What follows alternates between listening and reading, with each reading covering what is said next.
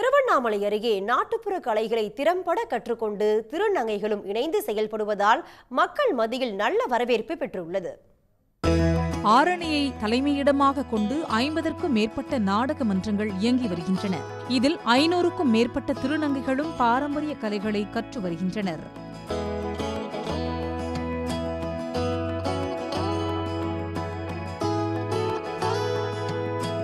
கிராமங்களில் திருவிழா உள்ளிட்ட காலங்களில் தெருக்கூத்து, கட்டைக்கூத்து, மேடை நாடகம் உள்ளிட்ட கலைகளை அரங்கேற்றுவதோடு நாட்டுப்புற கலைகளை மீட்கும் முயற்சியிலும் அவர்கள் தங்களை ஈடுபடுத்திக் கொண்டுள்ளனர்.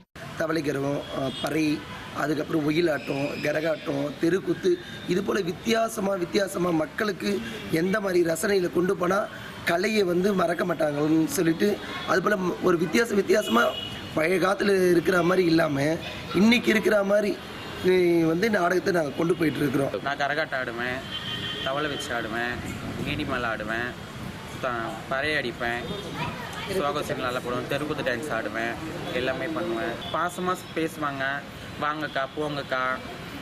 இது சொல்கிறதுக்கு எனக்கு புரியல, எல்லாம் நல்லா பார்த்துக்காங்க. சித்திரை மாதம் திருவிழா காலம் என்பதால் கிராமங்களில் தெருக்கூத்து, கட்டைக்கூத்து அதிகரித்து வருகிறது. இதன் மூலம் திருநங்கைகளுக்கு முறையான ஊதியம், அறநெறி வாழ்க்கை முறையை ஏற்படுத்தும் முயற்சியாகவும் அவர்களை ஈடுபடுத்தி வருவதாக நாடக மன்றங்களின் ஒருங்கிணைப்பாளர் அம்மு சிவா தெரிவிக்கிறார்.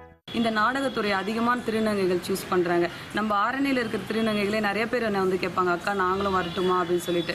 அவங்கள நாங்கள் என்கரேஜ் பண்ணி நீங்கள் வாங்க, உங்களை நாங்கள் நல்ல முறையில் ஒரு சிறந்த கதாநாயகியாக உருவாக்கி காட்டுவோம், சிறந்த வில்லியாக உருவாக்கி காட்டுவோம் அப்படின்னு சொல்லுவோம்.